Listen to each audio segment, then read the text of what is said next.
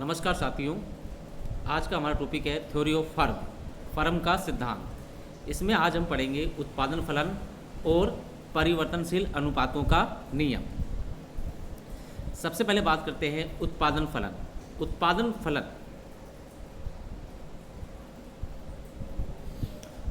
फलन उत्पादन की मात्रा व उत्पादन के साधनों के बीच भौतिक या तकनीकी या फलनात्मक या गणितीय संबंध को दर्शाता है। एक बार दोबारा देखेंगे। उत्पादन फलन उत्पादन की मात्रा व उत्पादन के साधनों के बीच भौतिक या तकनीकी या फलनात्मक या गणितीय संबंध को दर्शाता है। इसे समीकरण रूप में, फलन रूप में किस प्रकार लिखते हैं देखते हैं। Q बराबर FLK। Q उत्पादन, L श्रम की मात्रा, K पूंजी की मात्रा, F फलन। यदि K अर्थात पूंजी स्थिर हो तो उत्पादन फलन होगा Q बराबर FL। यह अल्पकालीन उत्पादन फलन होगा Q बराबर FL। अब साथियों, हम माइक्रो इकोनॉमिक्स में एक महत्वपूर्ण नियम के बारे में पढ़ेंगे, परिवर्तनशील अनुपातों का नियम या ह्रासमान या घटते प्रतिफल का नियम या उत्पादन की तीन अवस्थाएं। ये तीन नाम हैं इसके। दोबारा देखेंगे। परिवर्तनशील अनुपातों का नियम, ह्रासमान या घटते प्रतिफल का नियम, उत्पादन की तीन अवस्थाएं। ये नियम क्या है, इसके बारे में हम चर्चा करते हैं। परिवर्तनशील अनुपातों के नियम का आर्थिक सिद्धांत में बड़ा महत्व है। यह नियम अन्य साधनों के स्थिर रहने पर एक परिवर्तनशील साधन की मात्रा बढ़ाने पर उत्पादन पर होने वाले प्रभाव की चर्चा करता है और यह बताता है कि ऐसा करने से एक सीमा के पश्चात उस परिवर्तनशील साधन का सीमांत उत्पादन और फिर औसत उत्पादन घट जाएगा। यह नियम अल्पकाल से संबंधित है। एक बार दोबारा सुनेंगे। परिवर्तनशील अनुपातों के नियम का आर्थिक सिद्धांत में बड़ा महत्व है। यह नियम अन्य साधनों के स्थिर रहने पर एक परिवर्तनशील साधन की मात्रा बढ़ाने पर उत्पादन पर होने वाले प्रभाव की चर्चा करता है और ये बताता है कि ऐसा करने से एक सीमा के पश्चात उस परिवर्तनशील साधन का सीमांत उत्पादन और फिर औसत उत्पादन घट जाएगा।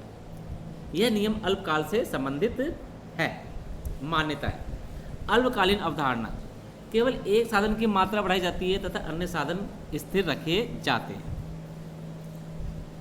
तकनीक का स्तर स्थिर रहता है। श्रम की सभी इकाइयाँ सजातीय हैं। परिवर्तनशील साधन की सभी इकाइयाँ पूर्णतः विभाज्य हैं।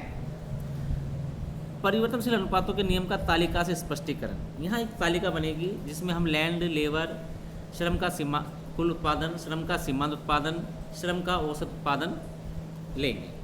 लैंड चूंकि हमने अन्य साधन को स्थिर रखा है लेबर के अलावा, तो लैंड सब जगह एक एक रहेगा, स्थिर रहेगा। लेबर 1 2 3 4 5 6 7 8 9 10 तक लेंगे। TPL श्रम का कुल उत्पादन 6 14 24 32 38 42 44 44 42 30। अब हम TPL से MPL निकालेंगे। श्रम का सीमांत उत्पादन 14 में से 6 गए तो 8, 24 में से 14 गए तो 10, 32 में से 24 गए तो 8, 38 में से 32 गए तो 6, 42 में 38 गए तो 4, 44 में 42 गए तो 2, 44 में 44 गए तो 0, 42 में से 44 गए तो -2, 30 में से 42 गए तो -12।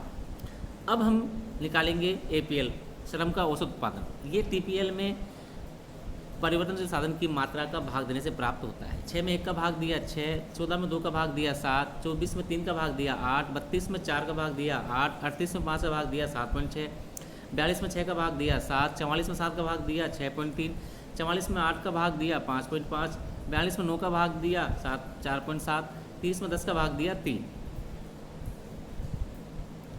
ऊपर तालिका से स्पष्ट है कि अन्य साधनों को स्थिर रखकर एक साधन की मात्रा बढ़ाने पर प्रारंभ में वर्तमान प्रतिफल, फिर ह्रासमान प्रतिफल और अंत में ऋणात्मक प्रतिफल प्राप्त होते हैं। इन्हें क्रमशः प्रथम अवस्था, द्वितीय अवस्था और तृतीय अवस्था भी कहते हैं।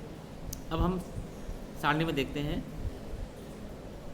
प्रथम अवस्था शुरू होती है और वहाँ खत्म होती है जहाँ पे APL अधिकतम होता है। इस अवस्था में कुल उत्पादन लगातार बढ़ता है। MPL पहले बढ़ता है फिर घटने लगता है और APL बढ़कर अधिकतम हो जाता है। ये प्रथम अवस्था हमारी हो गई।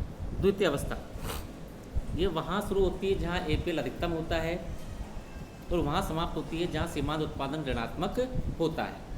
इस अवस्था में टीपीएल बढ़ता है और अधिकतम हो जाता है, एमपीएल घटता है और शून्य हो जाता है और एपीएल घटने लगता है।